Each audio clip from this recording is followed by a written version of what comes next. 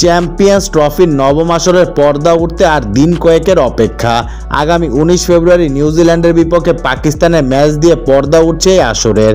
তার আগে prize money ঘোষণা করেছে ইন্টারন্যাশনাল ক্রিকেট কাউন্সিল আইসিসি। প্রায় 7 বছর আগে মাঠে গড়িয়েছিল চ্যাম্পিয়ন্স ট্রফির সবশেষ আসর। গত আসরের চেয়ে এবার বেড়েছে চ্যাম্পিয়ন্স ট্রফির প্রাইজ মানির পরিমাণ। সব মিলিয়ে প্রায় 53% প্রাইজ মানি বেড়েছে এবারের টুর্নামেন্টে। আসরে চ্যাম্পিয়ন হওয়া দলের জন্য থাকছে সর্বোচ্চ অর্থ পুরস্কার। তারা পাবে $22,40,000 বা প্রায় 27,06,46,000 টাকা। রানার্স আপ হওয়া দলের প্রাইজ মানি হিসেবে পাবে চ্যাম্পিয়ন্স দলের অর্ধেক, অর্থাৎ তারা পাবে $11,20,000 বা প্রায় 13,53,00,000 টাকা।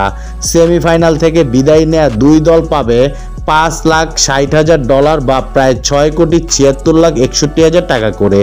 পঞ্চম এবং ষষ্ঠ দল প্রাইজ মানি হিসেবে পাবে $3,50,000 বা প্রায় 4,22,88,000 টাকা করে।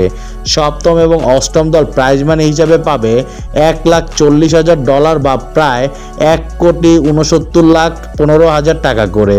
তাছাড়া টুর্নামেন্টে অংশগ্রহণের জন্য থাকছে আর্থিক পুরস্কার। প্রতিটি দল টুর্নামেন্টে অংশগ্রহণের জন্য পাবে $1,25,000 বা প্রায় 1,51,03,000 টাকা করে। তাছাড়া গ্রুপ পর্বে প্রতি ম্যাচ জয়ের জন্য $34,000 বা প্রায় 41,08,000 টাকা করে পাবে দলগুলো।